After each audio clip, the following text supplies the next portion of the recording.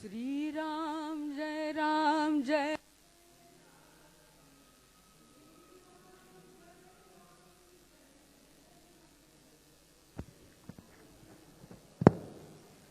श्री राम जय जय राम श्री राम जय जय राम श्री राम जय जय राम श्री राम जय जय राम श्री राम जय जय राम श्री राम जय जय राम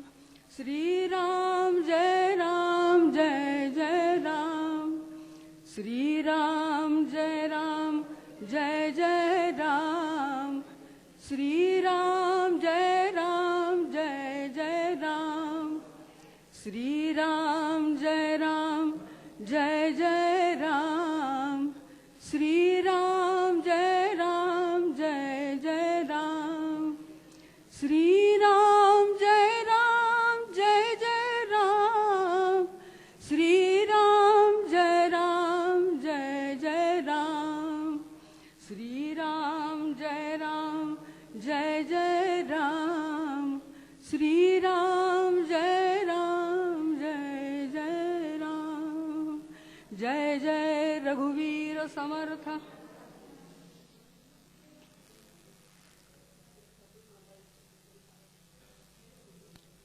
सर्वांना नम्र विनंती करते की सर्वांनी आपापले मोबाईल स्विच ऑफ करून ठेवावे। आज श्री दासनवमीचा उत्सवातला तिसरा दिवस आहे। आपण श्लोकांनी आरंभ करू। आपले प्रमुख वक्ते परमपूज्य सरसंघचालक डॉक्टर श्री मोहनजी भागवत आणि त्यांच्यासोबत वंदनीय प्रमिलताई मेढे उपस्थित आहेत। उपासनेला दृढ चालवावे भूदेव संतासी सदा नमावे सत्कर्म योगे वय घालवावे सर्वामुखी मंगल बोलवावे सदा सर्वदा योग तुझा घडावा तुझे कारणी देह माझा पडावा उपेक्षू नको गुणवंता अनंता रघुनायका मागणे हेची आता शुकासारखे पूर्ण वैराग्य जाचे वसिष्ठा परिज्ञान योगेश्वराचे कवी वाल्मिका सारिखा मान्य ऐसा नमस्कार माझा सद्गुरु रामदासा जय जय रघुवीर समर्थ। श्री शक्तिपीठाची आराध्य देवता श्री अष्टभुजा देवी परमपवित्र भगवाध्वज परमप्रिय भारत माता या भारत भूमीला ललामभूत असलेले प्रभू रामचंद्र दास्य भक्तीचा आदर्श असलेले पवनसुत हनुमान धर्मोद्धारक धारासाठी अवतरित झालेले राष्ट्रगुरु समर्थ रामदास स्वामी त्यांच्याच प्रेरणेने संघटन उभे करणाऱ्या परमपूज्य आद्य संचालक डॉक्टर हेडगेवार व परमपूज्य राष्ट्रसेविका समितीच्या आद्य संचालिका मावशी केळकर अशा या थोर परंपरेला मी शतशत नमन करते। गेली 30 वर्ष श्री दासनवमी उत्सव आदरणीय डॉक्टर नीलाताई जोशीराव यांच्या मार्गदर्शन होतो आहे। त्या जरी घरी असल्या तरी त्या मनाने निश्चित इथे आहेत। त्यांनाही मी मनपूर्वक वंदन करते। श्री दासनवमी उत्सवाचा आजचा तिसऱ्या दिवशीचा आपल्या उत्सवाला सुवर्ण क्षण असा आपल्याला म्हणता येईल श्री शक्तिपीठातल्या या दासनवमी उत्सवातला। कारण आपल्याला मार्गदर्शनासाठी लाभलेले राष्ट्रीय स्वयंसेवक संघाचे परमपूज्य संघचालक श्री मोहनजी भागवत यांनाही मी नम्रतापूर्वक अभिवादन करते आणि आमच्या अध्यक्षा गरिमा सप्रे डॉक्टर यांना मी विनंती करते की त्यांना व्यासपीठावर घेऊन जावं।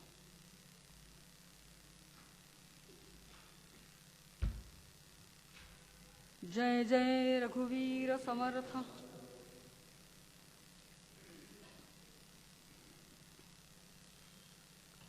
आपले अध्यक्ष व्यासपीठावर उपस्थित आहेत। श्रोत्यांमध्ये उपस्थित राष्ट्रसेविका समितीच्या पूर्व संचालिका वंदनीय प्रमिलताई मेढे आणि सर्व आदरणीय व्यक्तींना मी अभिवादन करते. उपस्थित सर्व देव, देश आणि धर्मावर प्रेम करणाऱ्या बंधू भगिनींना नमस्कार करून सगळ्यांचं मी मनःपूर्वक स्वागत करते.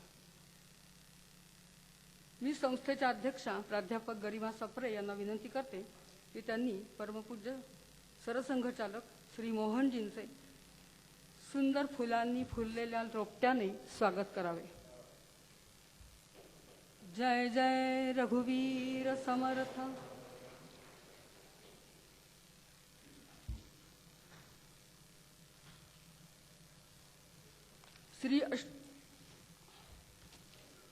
श्री शक्तीपीठाच्या कार्यकर्त्या श्रीमती नलुताई इनामदार त्यांचे सुपुत्र श्री प्रदीप इनामदार यांना मी विनंती करते की पुष्पमाला अर्पण करून सरसंघचालकांना त्यांना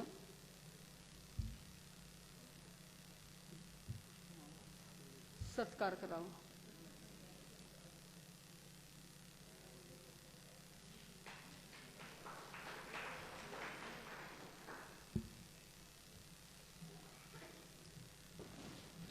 यानंतर आपल्या सेविका एक गीत सादर करतील आणि मग पुढील कार्यक्रमाला आरंभ करू.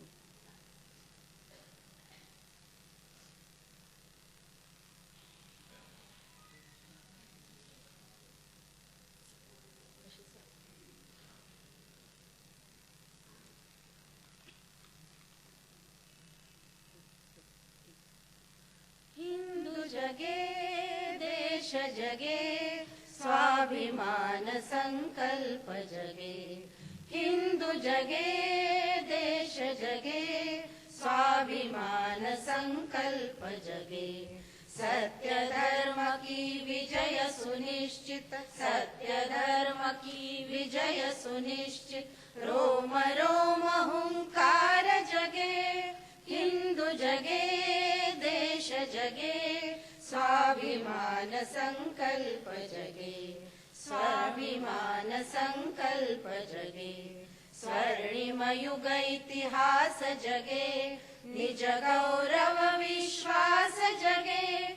शाश्वत जीवन मूल्य प्रतिष्ठित, शाश्वत जीवन मूल्य प्रतिष्ठित. धरती और आकाश जगे. हिंदू जगे देश जगे स्वाभिमान संकल्प जगे. स्वाभिमान संकल्प जगे. बंधु बंधु में प्यार जगे. एक लहू की धार जगे. एक देश है एक संस्कृति, एक देश है एक संस्कृति. स्वकर्तव्य विचार जगे. हिंदू जगे देश जगे स्वाभिमान संकल्प जगे. स्वाभिमान संकल्प जगे. व्यक्ति व्यक्ति में राम जगे. नीति निपुण घनश्याम जगे. पावन भावन धर्म प्रेरणा, पावन भावन धर्म प्रेरणा. ज्योति पुंज अभिराम जगे. हिंदू जगे देश जगे स्वाभिमान संकल्प जगे. स्वाभिमान संकल्प जगे. असुर मात्र का काल जगे. रणचंडी विकराल जगे. शंकर बन प्रलयंकर नाचे. शंकर बन प्रलयंकर नाचे. डमरू तांडव ताल जगे. हिंदू जगे देश जगे स्वाभिमान संकल्प जगे. सत्य धर्म की विजय सुनिश्चित, सत्य धर्म की विजय सुनिश्चित. रोम रोम हुंकार जगे. हिंदू जगे देश जगे स्वाभिमान संकल्प जगे. स्वाभिमान संकल्प जगे. स्वाभिमान संकल्प जगे.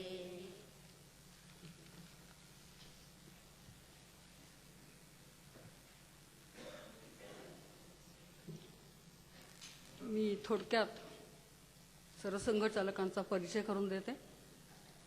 चंद्रपूरचे प्रसिद्ध वकील, चंद्रपूर जिल्ह्याचे संघचालक वंदनीय श्री नानासाहेब भागवत, पूज्य डॉक्टर हेडगेवार यांच्याकडून संघ प्रतिज्ञा घेतलेल्या आजोबांनीच त्यांच्या घरात संघाचे बीज पेरलेले आहे. पिताश्री वंदनीय मधुकर रावांनी गुजरातमध्ये प्रांतप्रचारक म्हणून कार्य केले. आई वंदनीय मालतीताई ह्या राष्ट्रसेविका समितीच्या कार्यकर्त्या होत्या. वनवासी क्षेत्रात त्यांनीही फार मोठं कार्य केलं. संघ कार्याचा वृक्ष झाला व ह्या वृक्षाला आलेले सुमधुर परिपक्व फळ म्हणजे आज आपल्याला लाभलेले मार्गदर्शक परमपूज्य सरसंघ चालक माननीय मोहनजी भागवत आहेत. यत्न तो देव जाणावा असं समर्थांनी म्हणून ठेवलंय आणि ही समर्थांची जी उक्ती आहे ती त्यांनी त्यांचं जे जीवन बघितलं अखंड प्रयत्नामध्ये प्रत्येक गोष्ट उत्तम करण्याचं ती त्यांनी सार्थ केली आहे आणि त्यामुळेच परमपूज्य संघचालक म्हणून त्यांच्या खांद्यावर राष्ट्रीय स्वयंसेवक संघ या जागतिक कीर्तीच्या देशभक्त संघटनेची धुरा सोपवण्यात आली. संघ कार्यार्थ देश विदेशात अखंड प्रवास करणारे आदरणीय मोहनजी एक कुशाग्र बुद्धिमत्तेचे व्यक्तिमत्व आहे. पण खेळ, संगीत, वाचन हा त्यांचा छंद आहे. इतकंच नव्हे तर संघाच्या घोष विभागातील सर्व वाद्यांमध्ये ते निष्णात आहेत.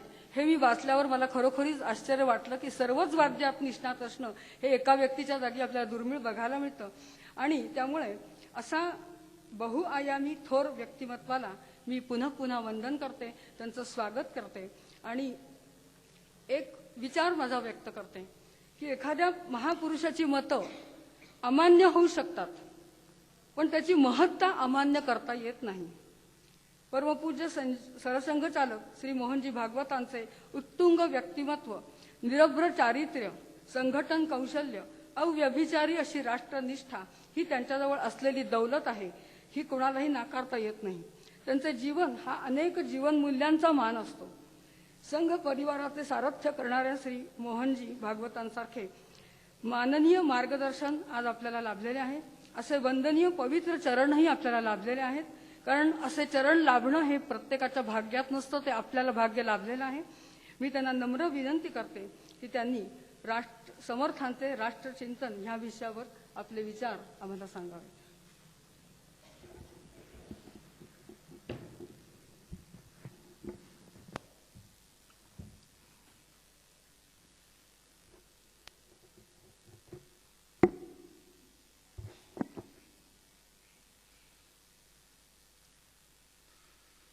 वंदनीय प्रमिलताई, उपस्थित सज्जन वृंद, माता भगिनी,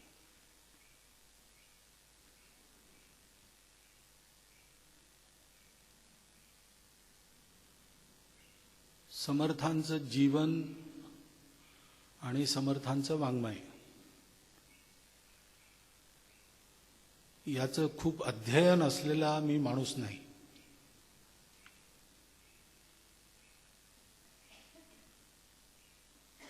आणि त्याच्यामुळे खूप आग्रह झाल्यानंतर त्या आग्रहापोटी मी इथे बोलण्याचं मान्य केलं.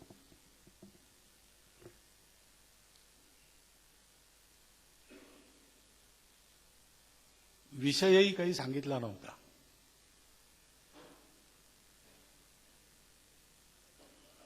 तो आज सकाळी मला गाडीत कळला. समर्थांचं राष्ट्रचिंतन असा विषय निमंत्रण पत्रकावर छापलेला आहे.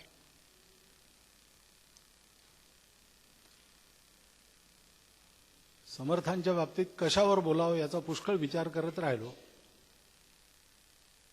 पण एक विषय असा मला काही सापडला नव्हता, म्हणून मी विषय सांगितला नव्हता.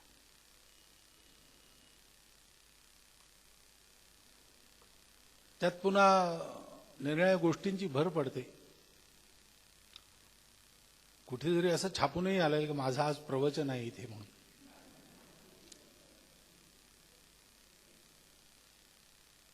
पण मी असं ठरवलं की समर्थ या विषयाचं अध्ययन नसलं तरी समर्थांचं चरित्र आणि समर्थांचं कार्य याची ढोबळमानाने माहिती महाराष्ट्रात नाही असा माणूस नाही. आणि देशभरही याची माहिती आहे, अगदी प्रत्येकाला नाही जशी महाराष्ट्रात असेल.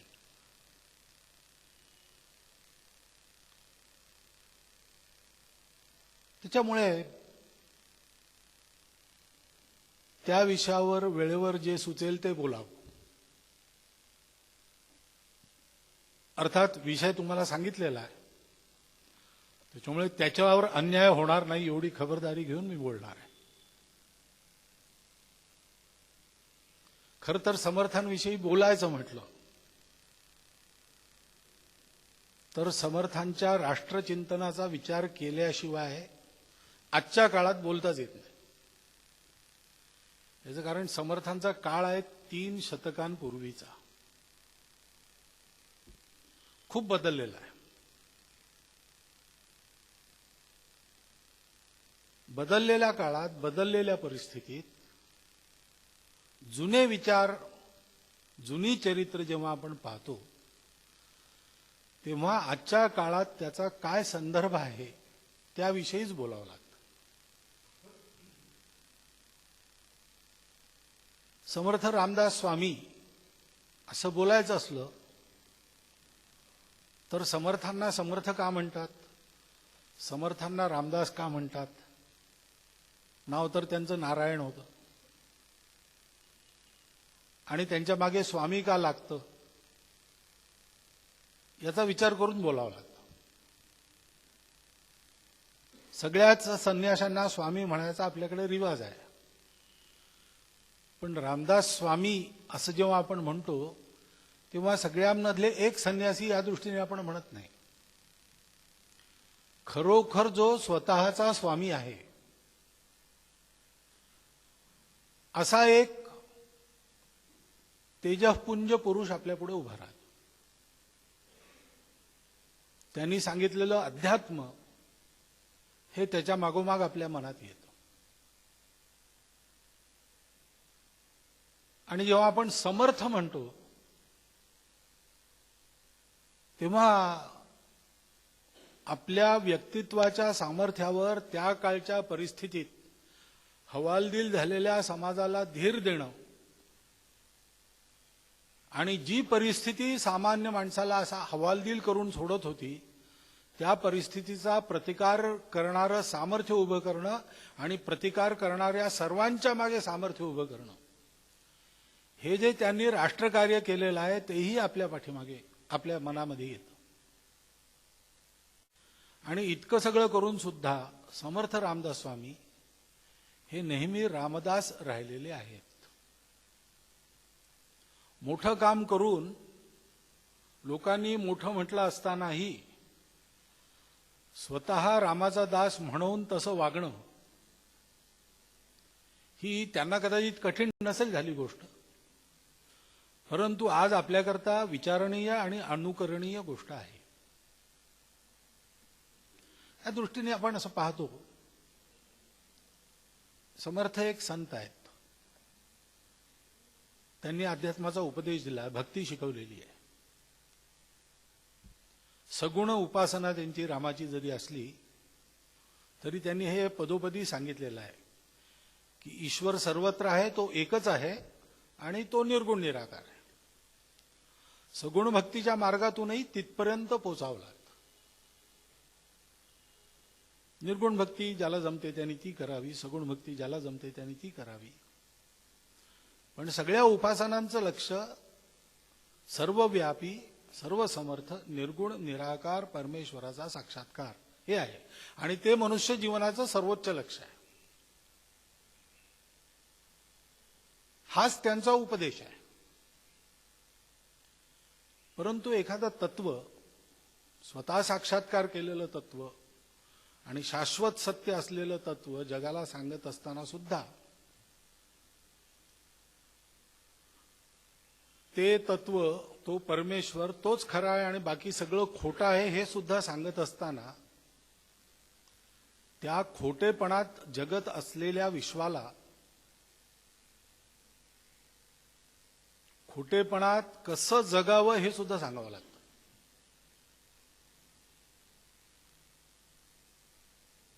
खोटेपणा म्हणजे तुलनेनी असतो. आपल्याकडे शब्द वापरतात मिथ्या, ब्रह्म सत्यम जगन मिथ्या. मिथ्या म्हणजे अस्तित्व नाही असं नाही, अस्तित्व सगळ्याच गोष्टींचं आहे. जसं साक्षात्कारी महापुरुषांना परमेश्वर अनुभवतो, ते जसा अनुभवतात तसा आपण रोजच्या प्रपंचाच्या सगळ्या झटापटी अनुभवत असतो. आणि अनुभव प्रमाण आहे आपल्याकडे, अनुभवाला नाकारलेलं नाही कधीही. अनुभव सगळे येत असतात. म्हणून आपल्याकडे कुठल्याही अनुभवाला न नाकारता त्याला मिथ्या हा शब्द वापरलेला आहे.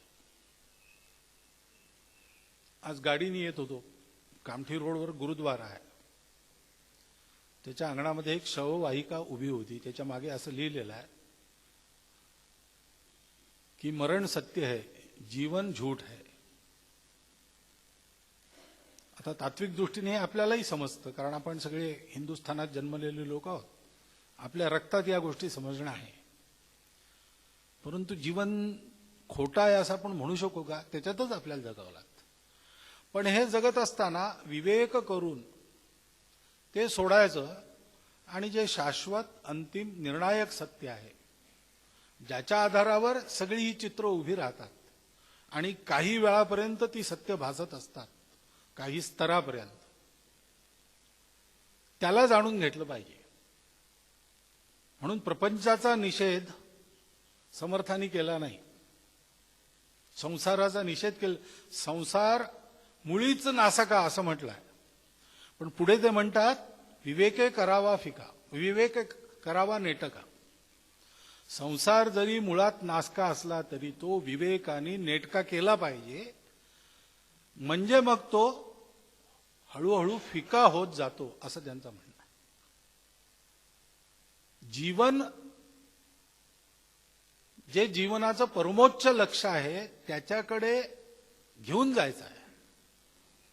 ते घेऊन जाण्याकरता जीवन जगावं कसं हे समर्थांच्या शिकवणुकीत आहे. मी असा विचार करतो की ज्यांना जे दिसणारं जीवन आहे ते मिथ्या आहे सांगायचं आहे, त्यांनी जीवन जगावं कसं याच्याकरता इतका खटाटोप का केला? दासबोध जर आपण वाचला तर दासबोधात जसा परमार्थ आहे तसा व्यवहारही खूप सांगितलेला आहे. लिहावं कसं पासून बोलावं कसं पर्यंत सगळं सांगितलेलं आहे. हे सांगायची आवश्यकता काय? समर्थांच्या राष्ट्रकारणाची सुरुवात इथून होते. हे जे आहे ते सत्य आहे. संसार माया आहे, परब्रह्म सत्य आहे.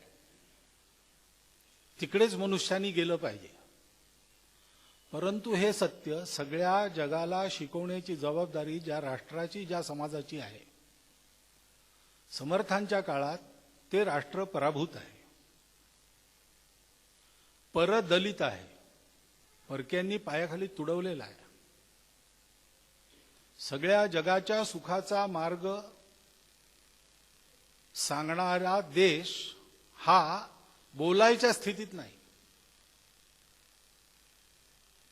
आणि म्हणून हे सत्य आहे आणि ते सत्य मला गवसलेलं आहे, ते सगळ्यांना गवसलं पाहिजे.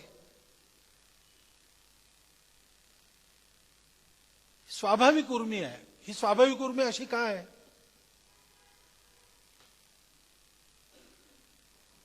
एकतर ज्या मनुष्याला हे माहिती आहे की स्वार्थाकरता जीवन जगणं हे चूक,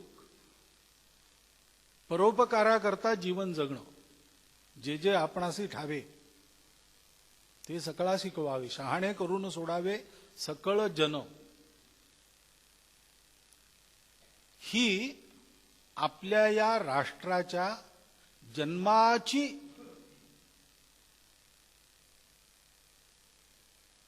सुरुवात आहे.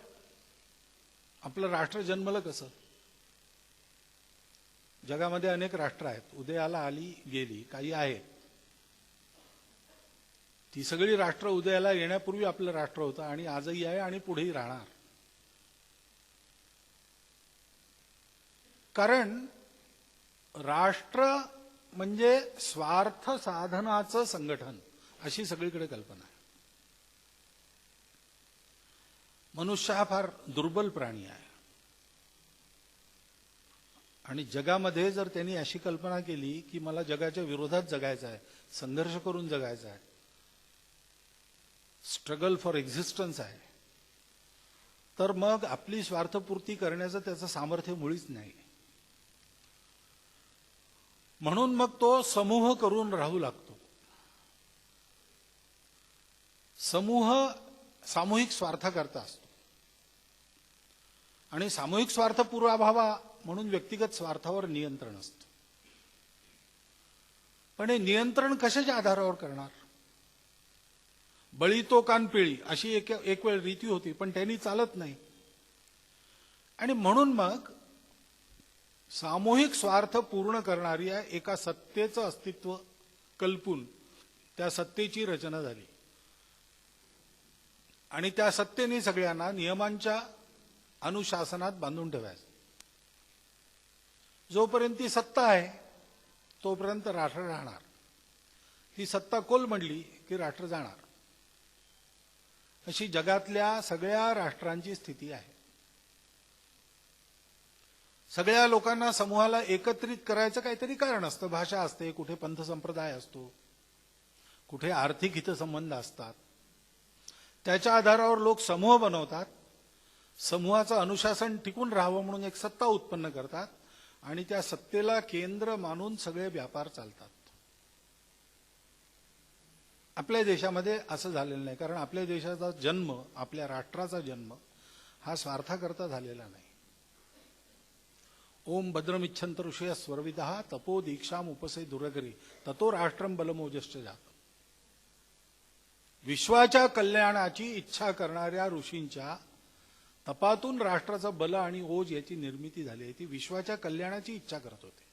जे आम्हाला सापडलेलं आहे ते सगळ्या जगाला फलदायी आहे, सुखदायी आहे आणि त्यांनीच सुख मिळणार आहे. हा अनुभव आल्यानंतर तो सगळ्या मानवतेला द्यावा, सगळ्या सृष्टीला द्यावा. द्यावा तर त्याचं साधन पाहिजे. त्याचं साधन म्हणून हे राष्ट्र उत्पन्न झालेलं आहे. आणि म्हणून या राष्ट्र परंपरेचा स्वाभाविक विचार हा त्या अध्यात्माशी जुळलेला आहे. अध्यात्म वाचून हिंदू राष्ट्राची, भारतीय राष्ट्राची कल्पना करता येत नाही. राष्ट्राच्या उत्थानाच्या मुळाशी जे जे लोक होते आतापर्यंत ते सगळे आध्यात्मिक स्फूर्तीतले लोक होते. धर्मस्थापनेचे नर ते ईश्वराचे अवतार झाले आहे तर पुढे होणार देणे ईश्वराचे. ईश्वर प्रदत्त कर्तव्य या राष्ट्राने पार पाडावं अशी इच्छा असल्यामुळे नर उत्पन्न होतात, झाले आहेत, पुढे होणार. आणि ते नर कसे? धर्मस्थापनेचे नर. आणि म्हणून असं आपण पाहतो की रामदास स्वामींच्या लहानपणचे प्रसंग तर प्रसिद्ध कथा सगळ्यांना माहिती आहे. चिंता करीतो विश्वाची असं त्यांनी म्हटलं. लहान मुलगा कपाटात लपून बसला, शोधाशोध झाली खूप दिवसभर, मग दुपारी केव्हा तरी सापडला. असा कसा रे तू, कशा काय काय विचार करत होतास कपाटात लपून? हाके लव दिली नाहीस, सापडला नाहीस, आमच्या सगळ्यांचे प्राण टांगणीला लागले. तर उत्तर असं आहे की चिंता करीतो विश्वाची. आता आपण रामदास स्वामींचं नियमाने प्रतिवर्ष स्मरण करत असतो या सप्ताहात. पण स्मरण कशा करता करायचं? अनुकरण नाही करतायत. 300 शतकांपूर्वींची परिस्थिती आणि आजची परिस्थिती यात खूप फरक आहे. अनुकरण नाही करतायत पण अनुसरण करतायत. कपाटात लपून बसावं लहान मुलांनी आणि विश्वाचा विचार करावा असं कोणीही म्हणणार नाही, पण विश्वाचा विचार करावा असं आजही म्हणता येईल. आपल्या घरातल्या लहान मुलांना हळूहळू विश्वाच्या हिताचा विचार करण्याची सवय लागली तर राष्ट्र बलशाली होईल. आज आपण त्यांना करिअर, स्वार्थ या सगळ्या गोष्टीकडे जास्त ढकलतो. परंतु स्वाभाविकपणे जसं कुटुंबाची काळजी करायला आपण सांगतो, रक्ताच्या नात्यांनी आणि त्या नात्यातून निर्माण होणारे हितसंबंध, स्वार्थ या सगळ्यांनी आपण बांधलेले असतो. त्याच्यामुळे ते सांगावं लागत नाही अजून तरी भारतात. विदेशामध्ये तेही सांगावं लागतं आजकाल. ते सांगणाऱ्या कादंबऱ्या, ते सांगणारे चित्रपट असे खूप तिकडे उत्पन्न होतात. आपल्याकडे ते सांगावं लागत नाही. पण आपल्याकडे सुद्धा हे सांगायची जरूर आहे की भोवतालच्या घरांकडे सुद्धा पहा. आपला चांगला बंगला आहे, पण तिथे एक झोपडपट्टी शेजारी आहे, त्याच्याकडेही जरा लक्ष दे. तेही आपलं आहे, त्याची चिंता आपल्याला करायची आहे. ज्याचं सामर्थ्य आहे त्यांनी दुर्बलांची चिंता केली पाहिजे. सामर्थ्य आहे तोच जगेल असं नाही, सामर्थ्य आहे तो जगवील असा आपला विचार आहे. समर्थांच्या मनात हा विचार लहानपणी होता. त्या अनुषंगाने त्यांचं जीवन सुरू झालं. कदाचित त्यांनी विचार केला असेल की ज्या विश्वाची चिंता करतो ती विश्व इतकं दिसत असतं विविध प्रकारांनी. त्याच्यात सुख आहे, दुःख आहे, प्रीती आहे, भय आहे, सगळ्या परस्पर विरोधी गोष्टी ठासून भरलेल्या आहेत. सुखाबरोबर दुःख आहे आणि दुःखाबरोबर सुख आहे. एक पाहिजे माणसाला, ते एक मिळत नाही. जोडीला दुसरं असतंच. अमुक एक गोष्ट घ्यायची म्हटल्यानंतर त्याच्याबरोबर 10 आपत्ती घ्याव्याच लागतात. कारण कुठली अशी शुद्ध सुखाची वस्तू, शुद्ध आनंदाची वस्तू मिळतच नाही. कदाचित त्यांनी असा विचार केला असेल, पहिल्यांदा तर या विश्वाचं सत्य काय आहे याचाच पत्ता काढला पाहिजे. आणि म्हणून त्यांनी हे लौकिक जीवन सोडून दिलं. लग्नाच्या भोवल्यावरून पळून गेले असं म्हणतात लोक, पण पळून नाही गेले. ते सावधान झाले आणि त्यांनी जगाचा त्याग केला आणि मग उपासना केली. अर्ध्या हळकुंडाने पिवळं होऊन जे आपल्या प्रचितीचं नाही ते लोकांना सांगणाऱ्यांपैकी ते नव्हते. सत्यनिष्ठ होते. सत्य काय आहे ते मला प्रत्यक्ष झालं पाहिजे. ऐकीव माहितीवर मी विश्वास ठेवणार नाही. ग्रंथ पुष्कळ आहेत, विचार पुष्कळ आहेत, उपदेश करणारेही पुष्कळ आहेत, संतही, साक्षात्कारी संतही पुष्कळ आहेत.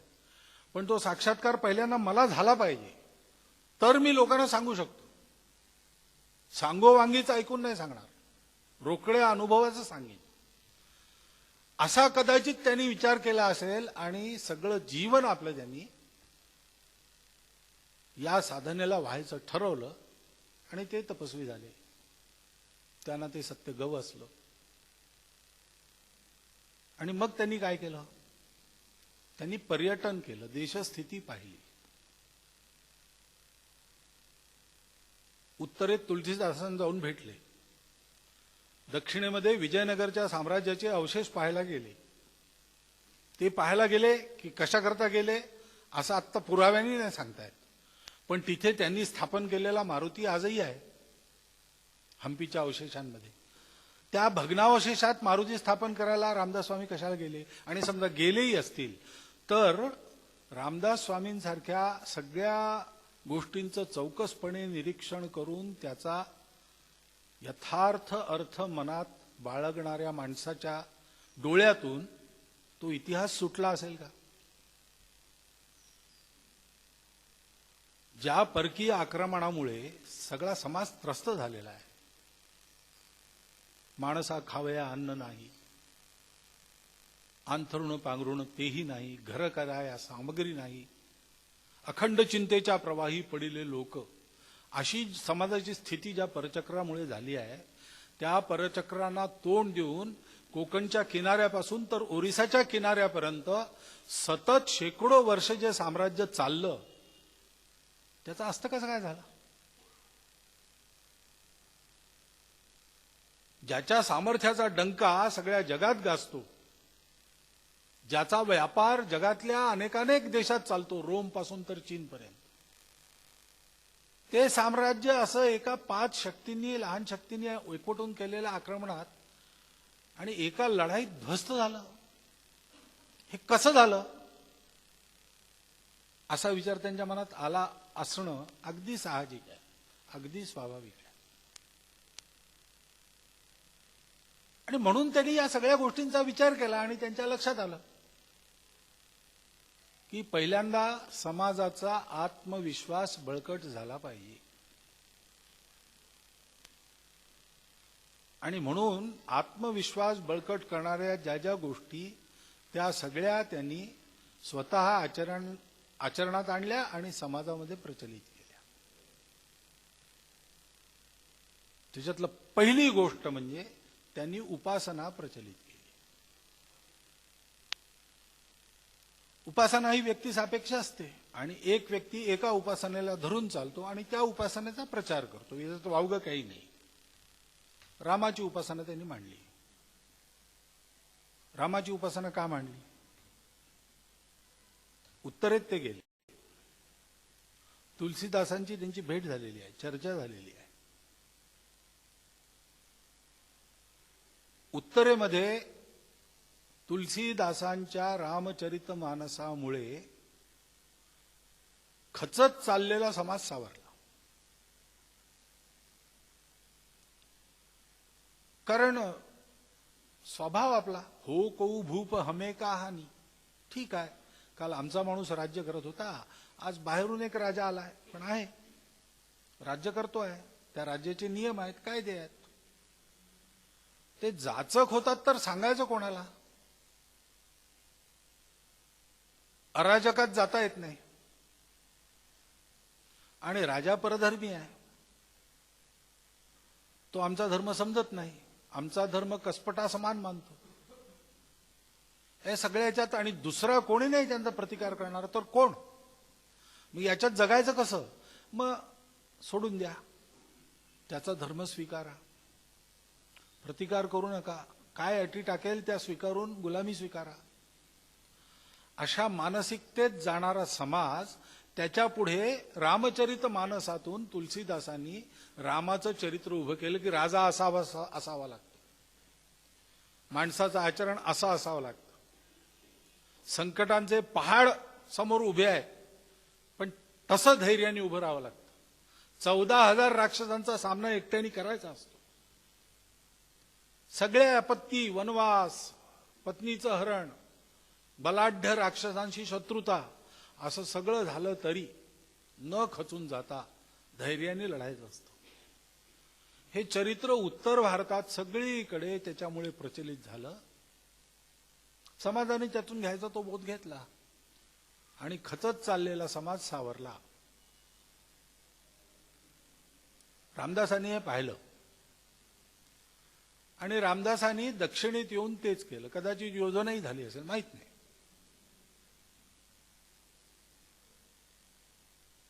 नर्मदेच्या आसपासच्या प्रदेशापासून खाली अगदी तामिळनाडू पर्यंत सगळीकडे रामदासांचा संचार आहे. त्यांनी स्थापन केलेले मठ आहेत, मंदिरं आहेत, मारुती आहेत. बलाची उपासना सांगितली हनुमंतांच्या उपासने आणि सूर्यनमस्कारातून, आणि रामाचा आदर्श समोर ठेवला आणि सांगितलं की उपासना चालू ठेवा. सर्वामुखी मंगल बोलवायचं असेल तर भूदेव आणि संत, म्हणजे ज्यांना या सत्याचा साक्षात्कार झालेला आहे ते संत, आणि भूदेव म्हणजे आपल्यातले जे प्रतिभावान पुरुष आहेत आणि ज्यांची बुद्धी सात्विक आहे, असे देव प्रत्यक्ष आपल्यात आहेत म्हणून ते भूदेव. भूदेव संतांसी सदा नमावे, सत्कर्म योगे वय घालवावे. आणि हे सगळं करायचं असेल तर उपासनेला दृढ चालवावे. आपण आता तो श्लोक म्हटला. या उपासनेवर त्यांचा खूप जोर होता. वावटळीमध्ये टिकून राहायचं असेल तर माणसाचं मन, बुद्धी, शरीर तिन्हीचं बल हे सतत टिकून राहिलं पाहिजे. सतत टिकण्याकरता सतत व्यायाम पाहिजे. चरित्र, जीवन, व्यवहार म्हणून माणसाला या सगळ्या विपरीत ते टिकून राहायचं असेल तर नित्य साधना आवश्यक आहे. कोण कोणची साधना करतो हा प्रश्न नाही, पण भूदेव संतांशी सदा विनम्र राहून उपासनेला दृढ चालवताना कामना ही असली पाहिजे. सत्कर्मयोगे वय घालवावे, सर्वामुखी मंगल बोलावे.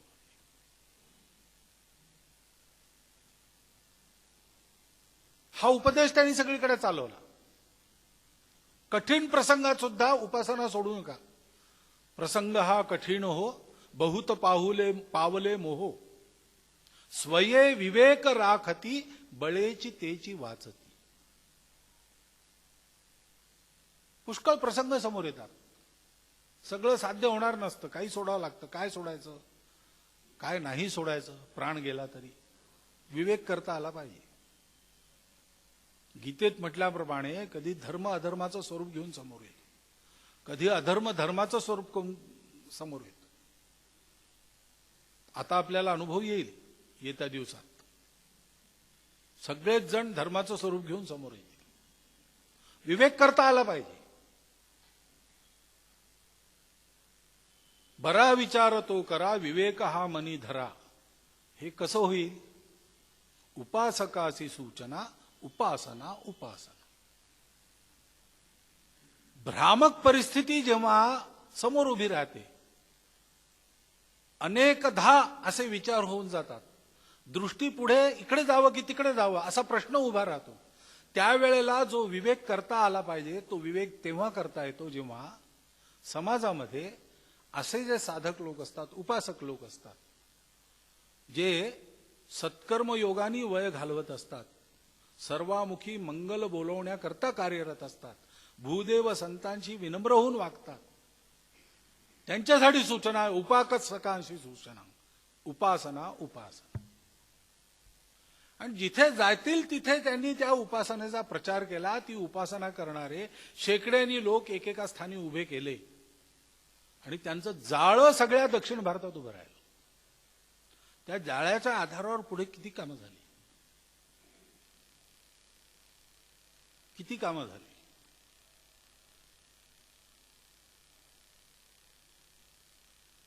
समर्थ रामदास हे रामदास होते. काहीतरी दैदिप्यमान कर्तृत्व करावं अशी अहंकारी महत्वाकांक्षा त्यांची नव्हती. संत लोकांची जी स्वाभाविक उर्मी असते की मला सत्य सापडलेलं आहे, जीवनाचा उद्धार करण्याचा मार्ग मला सापडला, मी धन्य झालो, पण मी धन्य होऊन नाही चालत, सगळं जग धन्य व्हावं लागतं. कारण सगळ्या जगाला जोपर्यंत शाश्वत सुख सापडत नाही तोपर्यंत माझ्या एकट्याचं शाश्वत सुख सुद्धा शाश्वत राहत नाही. मी कितीही प्रयत्न करून माझं जीवन उभं केलं, पण आसपास जर अस्थिरता असेल तर माझ्या जीवनाला नित्य धोका आहे. त्यामुळे आनंद वन भुवन उभं करावं लागतं.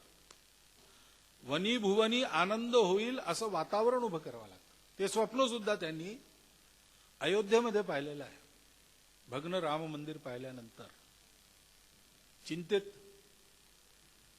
काय होईल, कधी पुन्हा प्रतिष्ठा होईल तीर्थांची, अशी चिंता करत झोपले.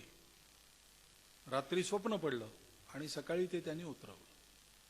स्वप्नी जे देखील रात्री ते ते तैसेची होत असे. सगळ्या समाजामध्ये की ठीक आहे दिवस आहेत पण हे दिवस जातील, आपल्या पुरुषार्थाने जातील, धीर ठेवला पाहिजे, उपासना पक्की राहिली पाहिजे आणि सत्कर्म योगाने वय घालवलं पाहिजे. सत्कर्म करणाऱ्यांच्या पाठीमागे सुद्धा उभं राहिलं पाहिजे. भय सांडून उभं राहिलं पाहिजे. म्हणजे भय सांडावं म्हणून भवाची भीती गेली पाहिजे. भवाची भीती जाण्याकरता पुन्हा उपासना आवश्यक आहे. प्रत्यक्ष येणारा अनुभव, त्यातलं तथ्य किती आणि त्यातलं असत्य किती हे कळावं म्हणून मुख्य तथ्य जे आहे त्याच्याशी निरंतर संबंध असावा लागतो. त्याच्याकरता उपासना आवश्यक असते. उपास्य कोणचं हे व्यक्तिपरत्व वेगळं असू शकतं, परंतु पूर्ण समर्पण त्या उपास्य समोर जोपर्यंत होत नाही आपला अहंकार सुद्धा आपण जोपर्यंत त्याच्यात विरवून टाकत नाही तोपर्यंत त्या उपास्याशी आपला संबंध जुळत नाही. आणि ही सवय व्हायला अहंकाराच्या पलीकडे जाऊन सगळं काही तिथे अर्पण करायला उपासना पाहिजे. त्या उपासनेवर जोर रामदासांचा आहे आणि त्याच्या आधारावर त्यांनी समाजामध्ये इतकी मोठी एक रचना उभी केली. त्याचा पुष्कळ फायदा शिवाजी महाराजांना झाला. परंतु जसं मी म्हटलं की मी त्या सत्याचा केवळ अनुसरण करता आहे, ही बुद्धी ठेवून हे सगळं काम झालेलं आहे. रामदासांना स्वतः सुद्धा काही होता आलं असतं, व्हायचं असतं तर फौज उभी करून लढता आलं असतं. तसे ते काळ लढले नाहीत असं विचारणारे लोक आहेत. पण ज्यांनी जे काम करायचं त्यांनी तेच काम करायचं असतं. ह्या मर्यादा असतात. दुष्ट संवारिले मागे ऐसे उदंड ऐकतो परंतु रोकडे काही मूळ सामर्थ्य दाखवी असं म्हणताना तुझा तू वाढवी राजा शीघ्र आम्हासी देखता असं त्यांनी म्हटलं. मला तू राजा कर असं म्हटलं नाही. कारण मनुष्य उद्योग करतो त्याच्या पाठीमागे बुद्धी कोणची असते? ती बुद्धी अशी निर्मळ सात्विक बुद्धी असली तर रामदास बनून मनुष्य समर्थ होऊ शकतो. त्याची आवश्यकता असते समाजात. नुसते समर्थ असून चालत नाही. समर्थांची उणीव कधी नसते. समर्थ रामदास स्वामींची उणीव नेहमी असते. अशी रचना त्यांनी उभी केली. त्या रचनेचं अनुशासनही असं होतं. त्यांच्या एका शिष्याला काम होतं की दर 2 महिन्यांनी रायगडावर जायचं, शिवाजी महाराजांना भेटायचं आणि रामदासांकडे सगळ्या समाज स्थितीच्या इतर निर्णय ज्या सगळ्या वार्ता आलेल्या आहेत त्या त्यांना सांगायच्या. त्यांचं काही म्हणणं असलं ते रामदासांकडे घेऊन परत यायचं. असं ते 2 महिन्यातून एकदा नियमाने करायचे. काही दिवसांनी एकदा जाता जाता एका गावात त्यांचा मुक्काम झाला रायगडाच्या वाटेवर. तिथे गावातले लोक होते. त्यांनी विचारलं महाराज कुठे झालं? त्यांनी सांगितलं रायगडावर जातो आहे, शिवाजी महाराजांना भेटून परत येईल. तर ते म्हणाले जाताच आहात तुम्ही, तर आमच्या गावाचं एक काम अडलेलं आहे तर राजांच्या कानावर घाला. ठीक आहे. ते जे काय काम होतं त्यांनी ऐकून घेतलं. तिथे गेले, भेटले. रामदास स्वामींचं जे काही म्हणणं होतं ते त्यांच्या कानावर घातलं. त्यांचं म्हणणं ऐकून घेतलं आणि म्हणाले की मी येता येता एका गावात थांबलो होतो, तिथे एक काम अडलेलं आहे, काही लवकर होत नाहीये, त्याच्यामुळे जरा तुम्ही लक्ष घाला अशी त्यांनी मला सांगितलं. मी तुम्हाला सांगतोय. झालं ते. रामदास स्वामींच्या शिष्यांनी सांगितलं तर त्याच्यात जे योग्य व्हायला पाहिजे होतं शिवाजी महाराजांनी लगेच त्याचे आदेश वगैरे देऊन टाकले. परत आले. समर्थांना सांगितलं भेटलो, असं असं बोलणं झालं, त्यांनी असं म्हटलं आणि मग हेही सांगितलं की नंतर मग मी त्या गावात थांबलो होतो. त्या गावकऱ्यांनी मला जे सांगितलं ते त्यांचा अर्ज शिवाजी महाराजांपर्यंत पोहोचवला आणि मग त्यांचं काम झालं.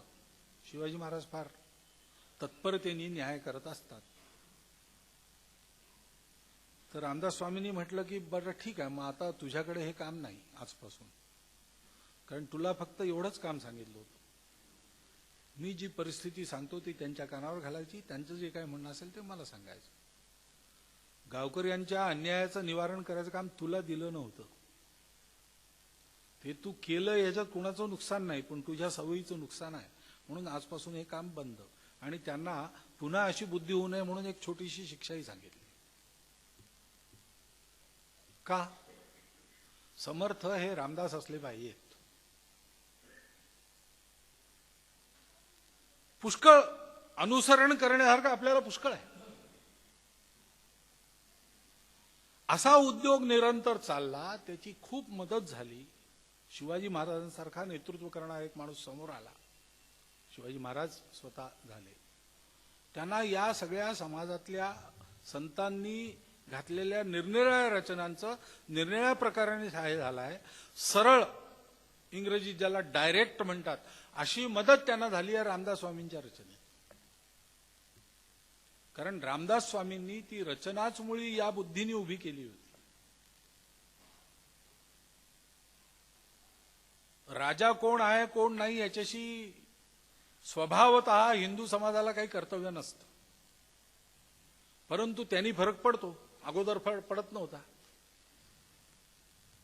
सगळ्या जगामध्ये जेव्हा हिंदू आध्यात्मिक दृष्टी प्रचलित होती, आणि ती होती, ही कल्पना नाहीये,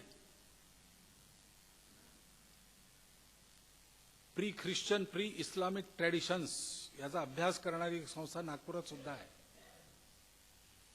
जेव्हा अशा या एकवादी मत असं म्हणता येईल त्याला, आम्हीच असं म्हणणारे जे लोक आहेत, त्यांचा उदय होण्यापूर्वी सगळ्या जगाचा स्वभाव असा होता की आमचं पण एक म्हणणं आहे, तुमचंही म्हणणं आहे, ठीक आहे, तुम्ही तुमच्याप्रमाणे चाला, आम्ही आमच्याप्रमाणे चालतो, जगात असे विविध प्रकार असतात, मिळून मिळून राहावं.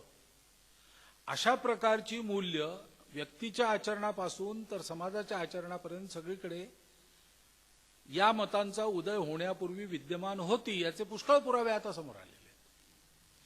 त्याच्यामुळे त्या काळात हिंदू समाजाला ही सवय लागली की ठीक आहे, राजा बदलला तर काय झालं, धर्म चालू राहतो, कारण राजाचं कर्तव्यच मुळी धर्मरक्षण आहे.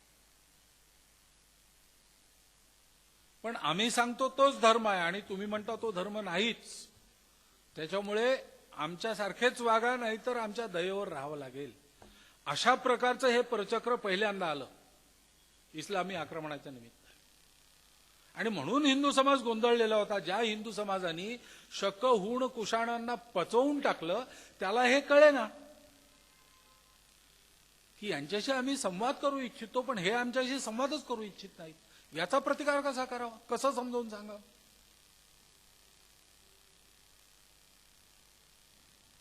आणि म्हणून समर्थ रामदास स्वामींनी अशा प्रयत्नांना साथ देऊ शकणारा समाज उभा केला. राष्ट्रकारण हे आहे, त्यात राजकारण आहेच, कारण हे सगळं राष्ट्रकारणाचं काम जे झालं आहे ते एका परचक्राच्या परिस्थितीत झालेलं आहे. गुलाम देशाला दुसरं राष्ट्रकारण नसतं, स्वतंत्र होणे हे पहिलं राष्ट्रकारण असतं. आणि म्हणून समर्थांच्या सगळ्या कार्याचं मूल्यमापन त्या काळच्या राजकारणाच्या प्रकाशात पुष्कळ लोक करतात, पण त्या राजकारणामागे राष्ट्रकारण दडलं आहे. आणि म्हणून समर्थांनी राजकारणाचा नंबर पहिला नाही ठेवला, मुख्यत्वे हरिकथा निरूपण. कारण हरिकथा निरूपण ही आपली राष्ट्रीयता आहे.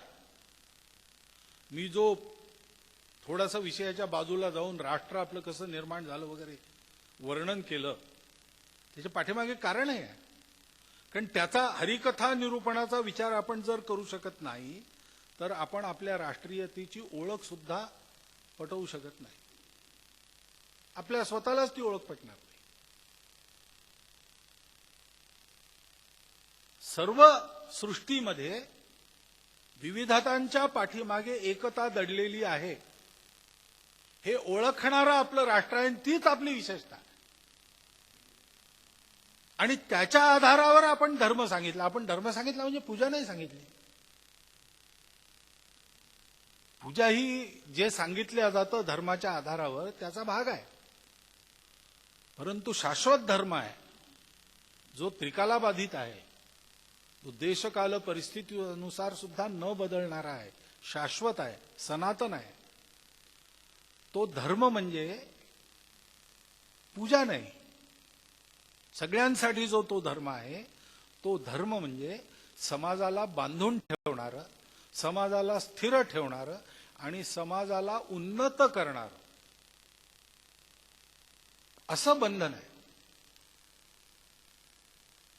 सगळा समाज एकत्रित राहावा, सगळा समाज नीट राहावा, सगळा समाज वाढावा. राजा कोणी असो हे सगळं कायम राहत होतं, पण या नव्या परचक्राची चव अशी होती की त्यात हे सगळ्यांच्या लक्षात आलं की नुसतीच बर्बादी आहे. 12 वर्ष दुष्काळाचं अवर्षण महाराष्ट्र झेलतोय आणि त्यात पुन्हा सुलतानी ही आपत. जीवनच राहत नाही. सगळे देशोधडीला लागतात, सगळे विखरून जातात, कुणी कुणाचा नसतो.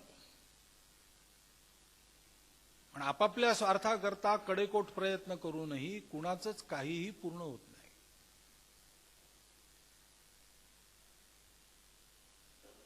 काय करायचं? मग पुन्हा त्या धर्माची आठवण द्यायची. म्हणून मुख्य हरिकथा निरूपण, दुसरे ते राजकारण, तिसरे ते सावधपण सर्वाविषयी. अशा परिस्थितीमध्ये कोण खरा कोण खोटा हे कळणं फार कठीण असतं. त्याच्याकरता विवेक उपासनेने आणून सावध राहून प्रत्येकाला ओळखावं लागतं. कारण स्वार्थ, जेव्हा हे धर्माचं बंधन तुटतं तेव्हा सगळ्यांचा स्वार्थ बळावतो आणि मग सगळे आपल्या स्वार्थासाठी चांगल्या गोष्टी करतात, आपल्या स्वार्थासाठी वाईट गोष्टी करतात. वाईट करायची इच्छा मनात घेऊन चांगली भाषाही बोलतात. असे सगळे व्यवहार समाजात सुरू असतात आणि यांच्या जाळ्यात सापडून मनुष्य हा पदोपदी ठेचा खातो आणि निराश होतो. म्हणून समर्थांच्या उपदेशा असा आहे की अरे ठेचा खाऊ नको, तू पहिल्यांदा चांगला बन, चतुर बन. मूर्ख लक्षणं सांगितली, पढत मूर्खांची लक्षणं सांगितली, उत्तम पुरुषांची लक्षणं सांगितली, चातुर्य लक्षण सांगितलं. हे सगळं जे वर्णन माझं स्वतःसिद्ध स्वरूप असं ज्याचं वर्णन समर्थ करतात त्या दासबोधात आहे आणि तो आध्यात्मिक ग्रंथ आहे. पण त्याच्यात हा सगळा व्यवहार आहे. कशा करता? आध्यात्मिक राष्ट्राचा व्यवहार सांभाळण्याकरता आध्यात्मिकतेच्या आधारावर त्या त्या वेळेला कसं वागावं याचा खूप बारीक उपदेश आहे. दासबोधाच्या नित्यपठणातलं एवढं जरी आपण अनुसरण केलं तरी आपलं जीवन पुष्कळ उन्नत बनतं, यशस्वी बनतं, सफल बनतं. या जीवनाचा प्रचार स्वतःच्या उदाहरणाने आणि समाजाशी निर्णया ठिकाणी संपर्क साधून त्यांनी केला. हे सगळ्या महंतांना सांगितलं, एका ठिकाणी बसू नका, सतत भ्रमण करत राहा, एक एक माणूस पारखा, त्याला जोडा, त्याला उभा करा.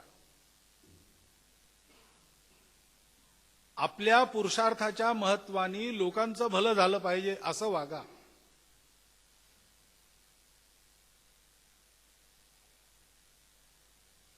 जेव्हा शांततेची परिस्थिती होती, अशा प्रवृत्ती जगात अस्तित्वात नव्हत्या किंवा क्षीण होत्या, तेव्हा मग आपल्या साधने करता संसार त्यागून जंगलात जाणं वगैरे ठीक आहे. परंतु जेव्हा अशी स्थिती नाही तेव्हा ती साधना जगात सुरक्षित राहावी, लोप तिचा होऊ नये म्हणून आपण साधना करत असताना सगळ्यांना असं सावरायची जरूर असते. ते त्या काळच्या सगळ्याच संतांनी केलंय. समर्थांनी विशेष करून त्यावेळच्या परिस्थितीला सरळ हात घालू शकेल अशी शक्ती या रचनेतून उभी केली. जे उत्तम आहे, जे उदात्त आहे, जे सत्य आहे त्याच्या विजयाकरता त्या सोबत राहून, त्या पाठीमागे राहून त्याचा आधार बनणारा एक वर्ग समाजात असा उत्पन्न केला. असा वर्ग उभा करायचा म्हणजे सगळ्याच गोष्टींचा विचार करावा लागतो, राजकारणासहित. पण राजकारणात ती महत्वाकांक्षा नाहीये, मुख्य ते हरिकथा निरूपण. असा प्रचंड उद्योग त्यांनी केला आणि त्याचा फायदा पुढे आपल्या समाजाच्या उत्थानाला सर्व बाजूनी झाला. समर्थांचं हे राष्ट्रकारण या अंगाने समजून घेतलं पाहिजे असं मला वाटतं. धर्माकरता मरावे, मरोनी अवघ्यासी मारावे, मारिता मारिता घ्यावे राज्य आपुले. राज्य आपुले घ्यावे, पण त्याच्याकरता मरणं मारणं हे कशा करता आहे? राज्याकरिता नाही. नाही तर म्हटलं असतं राज्याकरिता मरावे, धर्माकरता मरावे. सगळा समाज हा मिळून राहायला पाहिजे, सगळा समाज हा बांधला गेला पाहिजे एका सूत्रात. सगळा समाज हा उन्नत व्हायला पाहिजे, टिकून राहायला पाहिजे. आपल्या अध्यात्माची दृष्टी समाज म्हणजे केवळ हिंदू समाज अशी नाहीच मुळी. आपण सगळ्या सृष्टीचा विचार करतो. आणि मनुष्य हा आजच्या सृष्टीमध्ये सर्वात प्रगत प्राणी असल्यामुळे मनुष्याचं आचरण बिघडलं की सगळ्या सृष्टीमध्ये असंतुलन उत्पन्न होतं, हे आपण पाहतोच आहोत. ते मनुष्यांचं आचरण हे धर्माप्रमाणे असलं पाहिजे, सगळी सृष्टी चालली पाहिजे. म्हणून स्वतः तसं वागलं पाहिजे. मार्गाधारे वर्तावे, विश्व मोहरे लावावे. ही जी आपली वैश्विक आध्यात्मिक दृष्टी आहे, जी या राष्ट्राच्या शरीर मन बुद्धीच्या आधारावर जिवंत राहते, प्रगट राहते, प्रभावी राहते आणि सर्व विश्वाचं जीवन सुखी करते, तिच्यावरच मुळी संकट आहे. या परचक्रामुळे त्या परचक्रामध्ये या धर्माचं संरक्षण करणारा, संवर्धन करणारा राजा पाहिजे. परंतु एक राजा तसा असून चालत नाही, त्याच्या पाठीमागे समाजाची शक्ती उभी पाहिजे. ती समाजाची शक्ती उभी करण्याचं काम आध्यात्मिक साधनेचा आपला आधारभूत एक पाया घेऊन समर्थांनी केलेलं आहे.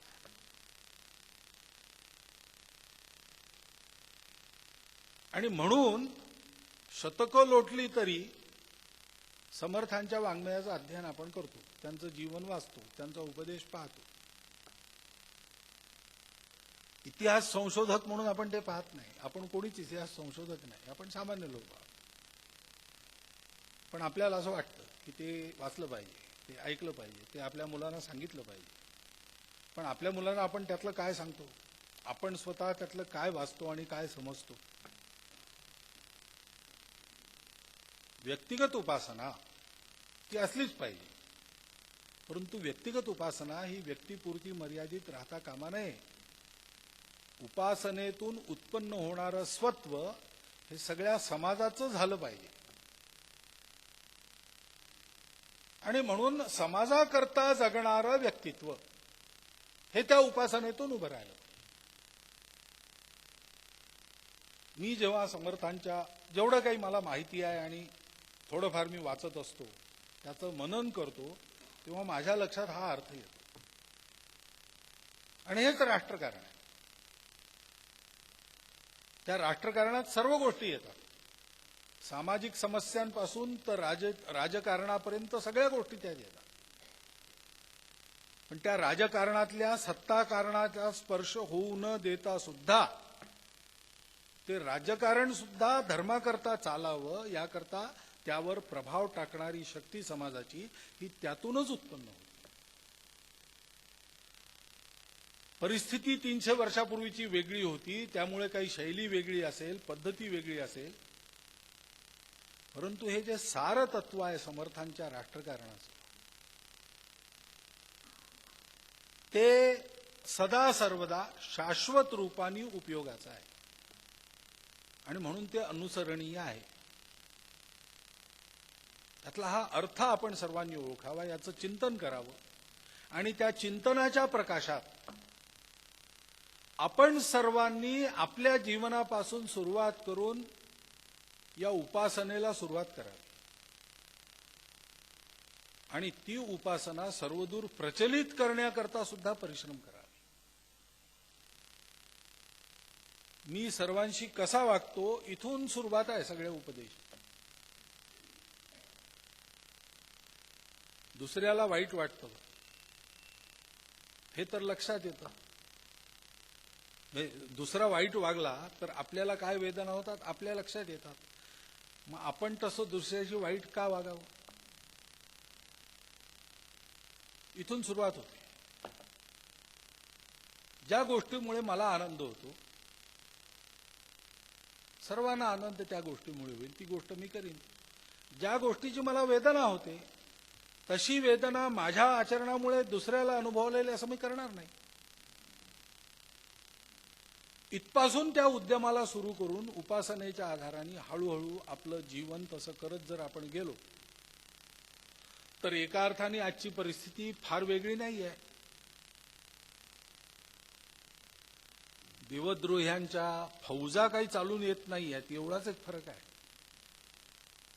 पण वेगवेगळ्या रूपात त्या फौजा समाज जीवनाच्या सगळ्या क्षेत्रात आक्रमण करताना आजही आपण पाहतो. आणि म्हणून युद्ध परिस्थितीत आपण आहोतच, आपला समाज आहे, सगळी दुनिया आहे. आणि या युद्धामध्ये धर्माचा जय झाला पाहिजे. धर्माकरता मरावे, मरोनी अवघ्यासी मारावे, अशा जिद्दीने संघर्षाला समाज तयार करण्याची जरूर आहे.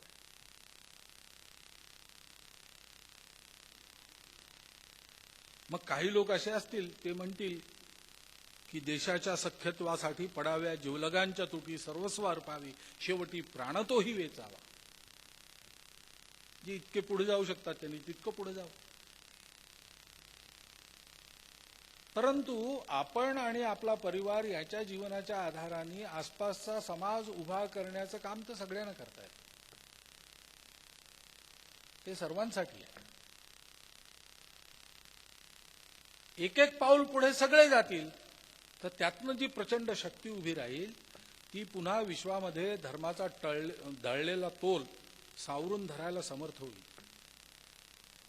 आणि ज्या आनंद भुवनाची कल्पना समर्थांनी केली होती तसाच आनंद वनी भुवनी घेऊन पुन्हा विश्व हे आपला प्रगतीची वाट चालू लागलेला आहे, असा अनुभव आपल्याला घेता येईल. या वर्षीच्या या समर्थांच्या स्मरणाच्या निमित्ताने या दिशेने आपण आपल्या जीवनात काय काय करू शकतो, कोणतं परिवर्तन आणू शकतो, त्याचा संकल्प जर सगळ्यांनी केला तर मग या वर्षीचा दासनवमीचा हा आपला 7 दिवसाचा उत्सव हा सत्काराने लागला असं होईल. तसा तो लागावा अशी शुभकामना मी सगळ्यांना देतो आणि माझे 4 शब्द आटोपते घेतो. धन्यवाद.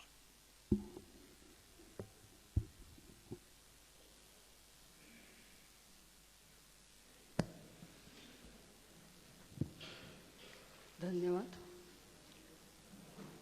आपल्या अतिशय व्यस्त कार्यक्रमातून परमपूज्य सरसंघचालकांनी श्री दासनवमी उत्सवाचे आमंत्रण स्वीकारले त्याबद्दल आम्ही सदैव त्यांचे ऋणी आहोत.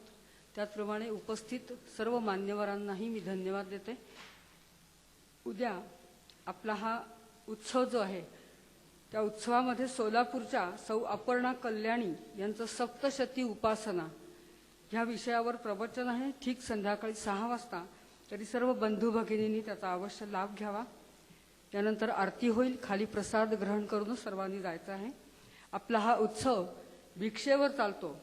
खाली अष्टभुजा देवी समोर श्री समर्थांसमोर तांदूळ वा साखर वा जी द्रव्य भिक्षा आपल्याला घालायची असेल ती आपण जरूर घालू शकता अशी मी विनंती करते. यानंतर आरती होईल. सर्वांना कागद दिले आहेत. सर्वांनी एकदम म्हटली तरी चालेल.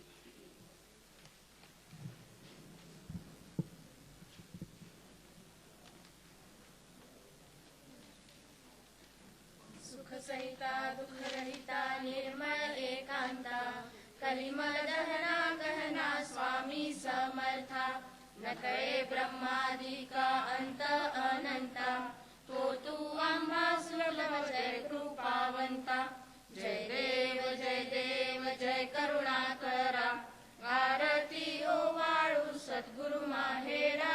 जय देव माये बिन माहेर विश्रांती ठाव शक्ती अर्थ लाभ बोलणी भाव. सद्गुरु प्रसादे सुलभ उपाव रामी रामदासा फला सद्भाव. जय देव जय करुणाकरा आरती ओवाळू सद्गुरु माहेरा. जय देव आरती भारत माता की जगत की भाग्य विधाता की. आरती भारत माता की जगत की भाग्य विधाता की. मुकुट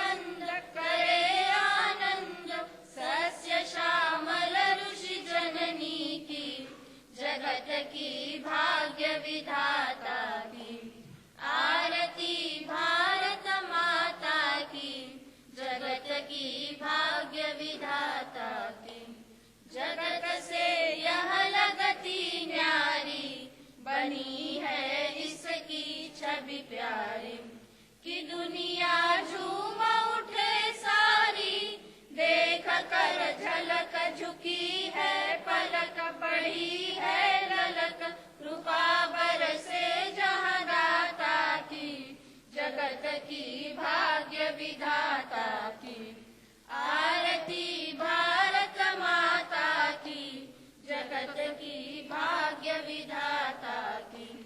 परे जहाँ रघुकुल भूषण राम, बजाए बंसी जहाँ घनश्याम। जहाँ पग पग पर तीरथ धाम, अनेकों पंथ सहस्रों संत, विविध सद्ग्रंथ सगुण साकार जगन्माँ की, जगत की भाग्य विधाता की। आरती भारत माता की, जगत की भाग्य विधाता की। गोद गंगा जमुना लहरे, भगवा फहर फहर फहरे। तिरंगा लहर लहर लहरे, लगे हैं घाव बहुत गहरे। हुए हैं खंड करेंगे अखंड, यत्न कर चंड सर्व मंगल वत्सल माँ की, जगत की भाग्य विधाता की। आरती भारत माता की, जगत की भाग्य विधाता की। बढ़ाया संतों ने सम्मान, किया वीरों ने जीवन दान। धर्म में सदा निहित है प्राण, चलेंगे साथ हाथ में हाथ उठाकर माथ। शपथ गीता गौ माता की, जगत की भाग्य विधाता की। आरती भारत माता की, जगत की भाग्य विधाता की। भारत माता की जय। कर्पूरगौरं करुणावतारं संसार सारं भुजगेन्द्रहारं, सदा वसन्तं हृदयारविन्दे भवं भवानी सहितं नमामि। मन्दारमाला कुलितायताय, कपालमाला श्रीशेखराय, दिव्यम्बराय च दिगम्बराय, नमः शिवाय च नमः शिवाय। कर्पूरनीराञ्जनं सुपूर्णं। सगळ्यांनी प्रसाद घेऊन जावं।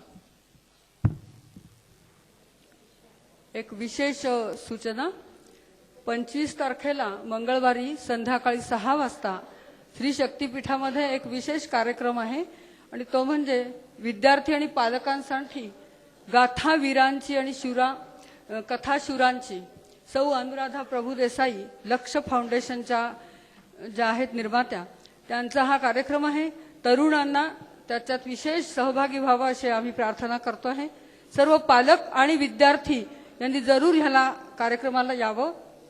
हा कार्यक्रम आपल्या देशाच्या सीमेवर जे युद्ध चाललेलं असतं, त्या युद्धामध्ये जे जवान आमचे कार्य करतात, ते जवान त्यांच्यासाठी आम्ही काय करू शकतो हे त्या स्वतः अनुभवाने सांगतात।